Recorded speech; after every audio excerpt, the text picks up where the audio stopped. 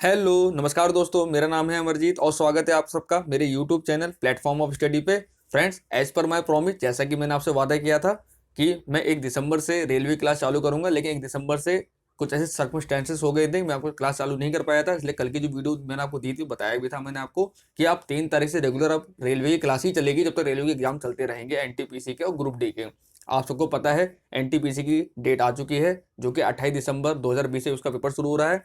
उसके बाद आपका अप्रैल में उसके तुरंत बाद ही अप्रैल में ग्रुप डी का पेपर शुरू हो जाएगा। तो बैक टू बैक एग्जाम आपके शुरू हो जाएंगे रेलवे का। और रेलवे का यही फिनोमेना रहता है, सॉरी सिनेरियो रहता है कि जैसे कि जब लास्ट टाइम जो एएलपी और ग्रुप डी की भर्ती आई, तो जैसे ही एएलपी का पेपर खत्म हुआ लोको पायलट का, तुरंत ही 10 दिन के बाद ही ग्रुप डी का पेपर इन्होंने चालू कर दिया था। तो अब यही मान के चलिए एनटीपीसी का पेपर जैसे ही खत्म होगा उसके 10-15 दिन का ही टाइम आपको मिलेगा और तुरंत ग्रुप डी का पेपर आपको चालू हो जाएगा। तो जिन्हें एनटीपीसी की तैयारी कर लेगा तो ग्रुप डी की तैयारी करने की जरूरत तो वैसे भी आपको नहीं। जब आप हाई लेवल की तैयारी कर लेंगे तो ग्रुप डी तो ऑटोमेटिक आपकी तैयार हो गया।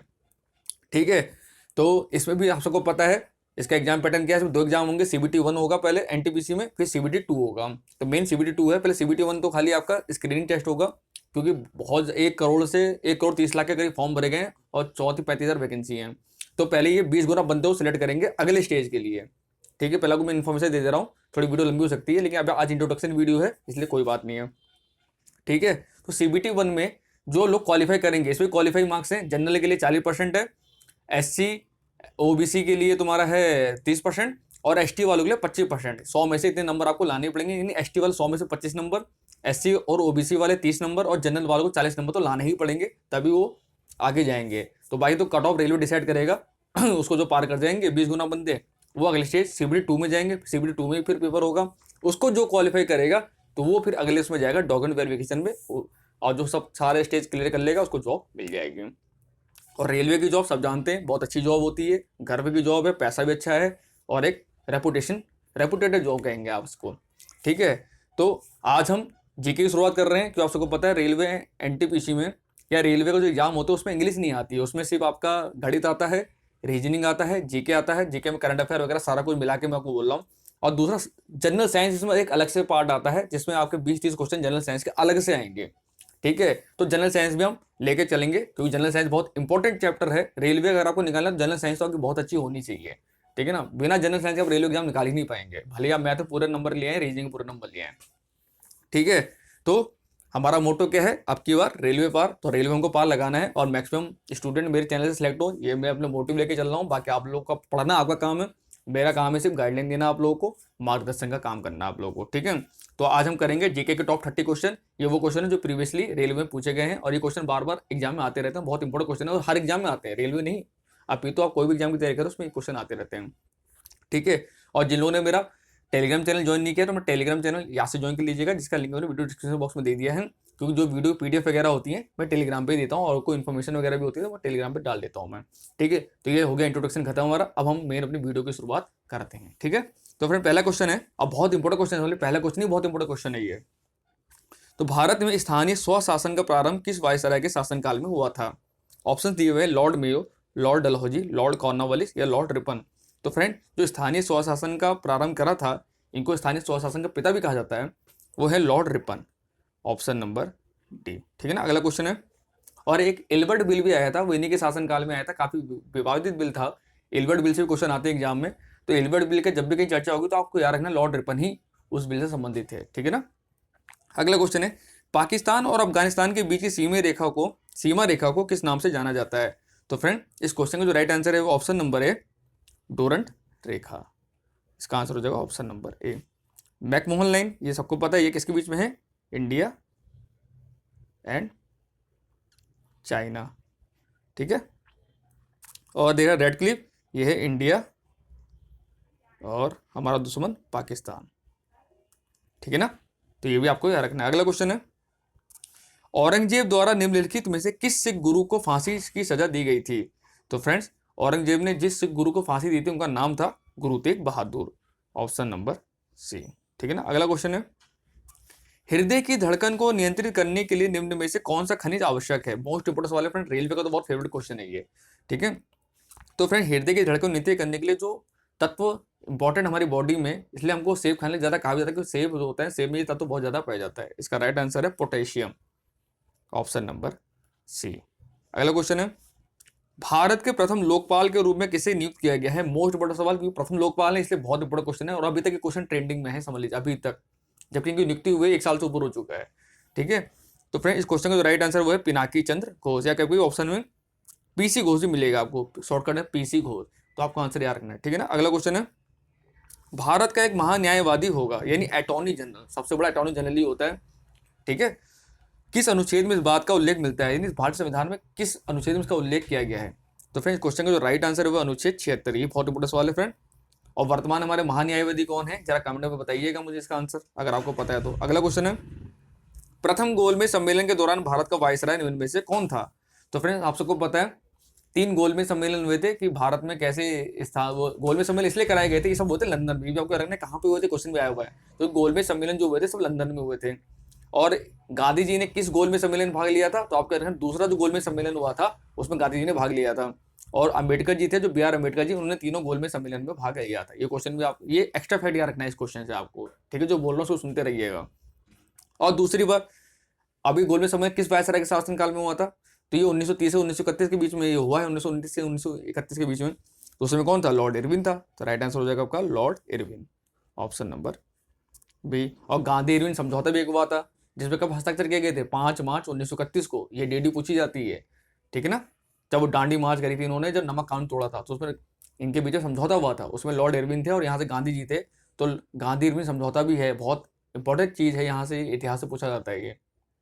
ठीक है ना, अगला क्वेश्चन है, प्रकाश की तीव्रता को मापने के लिए किस उपकरण का उपयोग किया जाता है? तो फ्रेंड क्वेश्चन का जो राइट आंसर वो है फोटोमीटर, ऑप्शन नंबर ए। अगला क्वेश्चन है, फ्रेंड जहां क्वेश्चन में एक्स्ट्रा फैक्ट की जरूरत होगी मैं जरूर आपको बताऊंगा, और जहां जरूरत नहीं होगी वहां फटाफट आपका आंसर बता दूंगा। ठीक है, भारतीय संविधान में समवर्ती सूची किस देश के संविधान से ली गई है? मोस्ट इंपोर्टेंट सवाल फ्रेंड।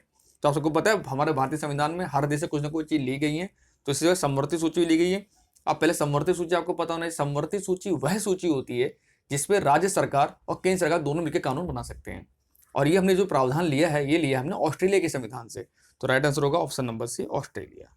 ठीक है ना, अगला क्वेश्चन है, निम्नलिखित में से कौन सा एक मौलिक अधिकार नहीं है? फ्रेंड क्वेश्चन ध्यान से पड़ेगा, नहीं है। तो वर्तमान आप सबको पता है भारतीय संविधान में 6 मौलिक अधिकार दिए हुए हम लोगों को, ठीक है, जिसमें से काम पाने का अधिकार ही हमारा मौलिक अधिकार नहीं है, ऑप्शन नंबर सी। बाकी शोषण विरुद्ध अधिकार ये तो हमारा मौलिक अधिकार है, धार्मिक स्वतंत्रता का अधिकार ये भी हमारा मौलिक अधिकार है, और समानता का अधिकार ये भी हमारा मौलिक अधिकार है। ठीक है ना, अगला क्वेश्चन है, पदार्थ का सबसे छोटा कण जो पदार्थ की सभी विशेषताएं बताता है इनमें से क्या कहलाता है? तो सबसे छोटा कण कौन सा होता है फ्रेंड? एटम होता है, इंग्लिश में उसको एटम बोलते हैं और हिंदी में क्या बोलते हैं? उसको बोलते हैं अणु। तो राइट आंसर होगा हमारा ऑप्शन नंबर डी। ठीक है ना, अगला क्वेश्चन है, ओजोन परत संरक्षण दिवस निम्न में से किस तिथि को मनाया जाता है? तो फ्रेंड ओजोन परत के बारे में तो मैंने कितनी बार आपको बताया, जब एनसीई की मैंने पढ़ाई थी, कितनी इंपॉर्टेंट लेयर है हमारे लिए, और इसका दिवस भी कब मनाया जाता है ये क्वेश्चन में बता रखा है। कब मनाया जाता है? 16 सितंबर को, ऑप्शन नंबर बी। अगला क्वेश्चन है, और ये किस मंडल में पाई जाती है? ये क्वेश्चन ज़्यादा पूछा जाता है कि ओजोन परत किस मंडल में पाई जाती है? तो एक समताप मंडल है, स्ट्रेटोस्फीयर इंग्लिश से बोलते हैं उसको, वहां पर ओजोन परत पाई जाती है। उसका जो रसायन सूत्र होता है वो होता है O3। ठीक है ना, निम्नलिखित में से किस समिति की सिफारिशों के आधार और भारत पंचायती राज का उदय हुआ था? फ्रेंड कौन समिति थी? वो थी बलवंतराय मेहता की समिति, ऑप्शन नंबर ए। और पंचायती राज व्यवस्था सबसे पहले कहाँ लागू हुई थी? तो ये राजस्थान के नागौर जिले में लागू हुआ था। कब हुआ था? 1959 में। ये भी आपको रखना, राजस्थान के नागौर से पंचायती राज व्यवस्था की शुरुआत करी गई थी। ठीक है ना, अगला क्वेश्चन है, 73वें संविधान संशोधन अधिनियम के द्वारा संविधान में कौन सी अनुसूची जोड़ी गई थी? तो फ्रेंड 73वें संविधान जो कॉन्स्टिट्यूशनल अमेंडमेंट हुआ था उसके द्वारा हमने 11वीं अनुसूची को जोड़ा था, ऑप्शन नंबर सी। अगला क्वेश्चन है, थियोसॉफिकल सोसाइटी की स्थापना निम्न में से कब की गई थी? मोस्ट इंपोर्टेंट सवाल friend, last time railway group D LB में काफी क्वेश्चन आया था ये। तो फ्रेंड जो थियोसॉफिकल सोसाइटी है इसकी स्थापना हुई थी 17 नवंबर 1875 को, ऑप्शन नंबर है। और किसने की थी? एनी बेसेंट ने। बताइएगा जरा मेरे को, किसने की थी? एनी बेसेंट ने की थी, किसी और ने की थी? अगला क्वेश्चन है, महात्मा गांधी जी के द्वारा दक्षिण अफ्रीका में प्रकाशित समाचार पत्र का नाम निम्नलिखित में से क्या था? तो फ्रेंड जब गांधी दक्षिण अफ्रीका में वकालत की पढ़ाई कर रहे थे उस समय वहां से उन्होंने एक पत्रिका छापी थी इंडिया वालों के लिए, उसका क्या नाम था? Indian opinion. राइट आंसर होगा हमारा ऑप्शन नंबर सी। और गांधी जी दक्षिण अफ्रीका से भारत कब आए थे? तो ये आए थे 1915 में, 9 जनवरी 1915 को, इसलिए 9 जनवरी को प्रवासी भारतीय दिवस भी मनाया जाता है। ठीक है ना, अगला क्वेश्चन है, खट्टे फलों के लिए राष्ट्रीय अनुसंधान केंद्र कहाँ स्थित है? तो फ्रेंड खट्टेपल्लू जो राष्ट्रीय अनुसंधान केंद्र है ये स्थित है आपके महाराष्ट्र के नागपुर में। Option number C. अगला क्वेश्चन है, पालघाट दर्रा निम्नलिखित में से किसके मध्य स्थित है? मोस्ट इंपोर्टेंट सवाल फ्रेंड, ज्योग्राफी का बहुत इंपोर्टेंट सवाल है ये। तो ये जो पालघाट दर्रा है फ्रेंड ये स्थित है नीलगिरी और अन्नामलाई पहाड़ी के बीच में। Option number B. अगला क्वेश्चन है, प्रकाश फाइबर निम्नलिखित में से किस सिद्धांत पर कार्य करता है? तो फ्रेंड ये ऑप्टिकल फाइबर होता है, प्रकाशी फाइबर हिंदी में बोलते हैं, इंग्लिश में ऑप्टिकल फाइबर बोलते हैं। ये टोटल इंटरनल रिफ्लेक्शन यानी पूर्ण आंतरिक परावर्तन के सिद्धांत पर कार्य करता है। राइट आंसर होगा ऑप्शन नंबर बी। और अपवर्तन कारण क्या होता है? तारे हमें टिमटिमाते हुए दिखाई देते हैं रात में। और परावर्तन कारण क्या होता है? जो ध्वनि की प्रतिध्वनि सुनाई देती है हमको इको, वो परावर्तन कारण ही होती है। अगला क्वेश्चन है, निम्न में से किस युद्ध में विजयनगर साम्राज्य का पतन माना जाता है? मोस्ट इंपोर्टेंट सवाल फ्रेंड। तो विजयनगर साम्राज्य का जो पतन माना जाता है बहुत ही भीषण युद्ध हुआ था ये, इतिहास में बताया गया कि बहुत खतरनाक युद्ध था फ्रेंड, समझिए लाखों लोग मरे थे इसमें। और ये हुआ था तालीकोटा का युद्ध। Option number C. और ये अभी तालीकोटा का युद्ध हुआ कब था ये भी आपको याद रखना है, 1565 में। ठीक है ना। अगला क्वेश्चन है, नालंदा विश्वविद्यालय के संस्थापक निम्नलिखित में से कौन शासक थे? तो फिर जो नालंदा विश्वविद्यालय है वर्तमान में बिहार में स्थित है और उसकी स्थापना किसने की थी? तो वो की थी अभी कुमार गुप्त ने। Option number B. अगला क्वेश्चन है, जड़त्व का नियम सर्वप्रथम किसने दिया था? तो फ्रेंड जड़त्व का नियम सब जानते होंगे, यदि कोई वस्तु विराम अवस्था में है तो विराम अवस्था में रहेगी, और गतिमान अवस्था में है तो गतिमान अवस्था में ही रहेगी जब तक उस पर कोई बाह्य बल कार्य ना करे। ठीक है। तो सर्वप्रथम जो जड़त्व का नियम दिया था ना फ्रेंड्स, वो दिया था आपके गैलीलियो ने, इसलिए उसको गैलीलियो के नियम भी बोला जाता है। कितना क्वेश्चन आया हुआ घुमा के पेपर में कि जड़त्व के नियम को और किस नाम से जाना जाता है? तो गैलीलियो के नियम के नाम से जाना जाता है। और जो न्यूटन ने जो नियम दिए थे उससे पहला नियम क्या था? वो जड़त्व का ही नियम था। तो ये क्वेश्चन ऐसे भी आता है कि न्यूटन के पहले नियम किससे संबंधित है? तो आपका याद रखना आंसर गैलीलियो से संबंधित है या जड़त्व से संबंधित, जो ऑप्शन दिया होगा आपको, इसको बोलते हैं लॉ ऑफ इनर्शिया। ठीक है ना। अगला क्वेश्चन है, कार्बोहाइड्रेट मानव शरीर में किस रूप में संचित होता है? तो फिर जो कार्बोहाइड्रेट है मानव शरीर में ग्लाइकोजन के रूप में संचित हो जाता है। Option number D. और ग्लाइकोजन कहाँ पे संचित होता है? ये हमारे लीवर में संचित हो जाता है। ठीक है ना। अगला क्वेश्चन है, निम्न में से किस वायसराय को भारत में नागरिक सेवा का जनक माना जाता है? मोस्ट इंपोर्टेंट सवाल फ्रेंड, यानी सिविल सर्विस का जनक जो माना जाता है भारत में, वो माना जाता है लॉर्ड कार्नवालिस को। Option number 6। और लॉर्ड कार्नवालिस ही वही बंदा है जिसने बंगाल में स्थायी बंदोबस्त की शुरुआत करी थी। ठीक है ना। तो ये क्वेश्चन भी आता है कि बंगाल में स्थायी बंदोबस्त की शुरुआत किसके शासनकाल में हुई थी? तो वो लॉर्ड कार्नवालिस के शासनकाल में ही हुई थी। ठीक है ना। अगला क्वेश्चन है, शिवाजी के अष्टप्रधान का सदस्य जो विदेशी मामलों की देखरेख करता था वह निम्न में से कौन था? तो आप सबको पता है शिवाजी में अष्टप्रधान थी, जिसमें 8 दिग्गज लोग थे जो एक एक डिपार्टमेंट संभालते थे। तो उसी में से जो विदेशी मामले जो देखते थे उनको कहा जाता था सुमंत। Option number B. अगला क्वेश्चन है, इनपुट का आउटपुट में रूपांतरण करने से किसके द्वारा किया जाता है? तो फ्रेंड जो इनपुट का आउटपुट रूपांतरण किया जाता है ये किया जाता है सीपीयू के द्वारा। Option number C. और सीपीयू फुल फॉर्म क्या होती है? सेंट्रल प्रोसेसिंग यूनिट, इसको कंप्यूटर का दिमाग कहा जाता है। ठीक है ना। अगला क्वेश्चन है, निम्न में से वह व्यक्ति कौन थे जिसका नाम देवनाम प्रियदर्शी भी था? फ्रेंड बहुत बड़ा सवाल है। तो देवनाम प्रियदर्शी के नाम से इतिहास में जो जाना जाता है वो जाना जाता है सम्राट अशोक को। ऑप्शन नंबर सी ए। और ये वही अशोक है जिन्होंने कलिंग वार किया था, और कलिंग वार के बाद इनका हृदय परिवर्तित हुआ और इन्होंने बौद्ध धर्म को अपना लिया था, और इन्होंने ही बौद्ध धर्म का प्रचार सब जगह फैलवाया था। ठीक है ना। तो कलिंग वार कब हुआ था ये भी क्वेश्चन आपको रखना है। तो ये हुआ था 261 ईसा पूर्व में। ठीक है ना। तो ये क्वेश्चन बहुत आता है, कलिंग वार कब हुआ था? तो 261 ईसा पूर्व में हुआ था, जिसमें कलिंग के राजा खारवेल थे। ठीक है ना। और ये वर्तमान है कहाँ पर है कलिंग?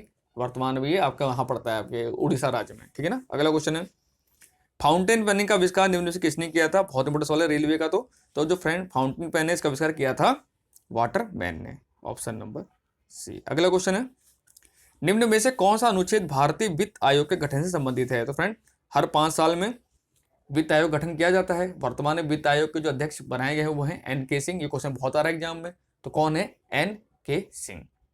और हर 5 साल में से गठन किया जाता है, किसके द्वारा किया जाता है? तो राष्ट्रपति के द्वारा किया जाता है, ये भी आपको रखना है। और इसका अनुच्छेद कौन सा है? तो वह आर्टिकल नंबर है 280। Option number C. और लास्ट क्वेश्चन है वीडियो का फ्रेंड, निम्नलिखित में से किसे देशबंधु के नाम से जाना जाता है? तो फ्रेंड जो देशबंधु थे वो चित्तरंजन दास जी को जाना जाता है। Option number D. और इन्हीं के नाम पे एक लोकोमोटिव वर्क्स भी है, रेलवे का क्वेश्चन है तो इसलिए आपको याद होना चाहिए, चित्तरंजन लोकोमोटिव वर्क्स भी है पश्चिम बंगाल में। ठीक है ना। तो इन्हीं के नाम पे ही है वो। और ये क्वेश्चन आपके लिए होमवर्क क्वेश्चन है, ऐसे अब आपको हर वीडियो में होमवर्क क्वेश्चन दिया करूंगा मैं। तो डेसिबल किसे मापने के लिए प्रयोग में लाया जाता है?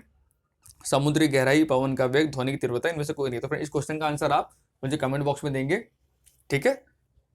तो thank you friends for watching my video. I hope आपको वीडियो अच्छी लगी। और रेलवे क्लास अब ऐसी चलेगी, जो लोग रेलवे तैयारी कर रहे हैं रेगुलर मेरे को फॉलो करें। जैसे हमने एनसेल में अच्छा आउटपुट दिया है अपना, उसका रेलवे में आपको अच्छा आउटपुट दूंगा, इस बात की गारंटी आप रखिए, बस मुझे भरोसा रखिए आप लोग। और टेलीग्राम चैनल याद कर, जिन्होंने ज्वाइन करेगा तो अच्छी बात है, जिन्होंने ज्वाइन नहीं करा है तो यहाँ से ज्वाइन कर लीजिएगा, क्योंकि इसकी पीडीएफ है मैं टेलीग्राम पे डाल दूंगा आपको, ठीक है ना। तो मिलते हैं आपसे कल, बाय बाय।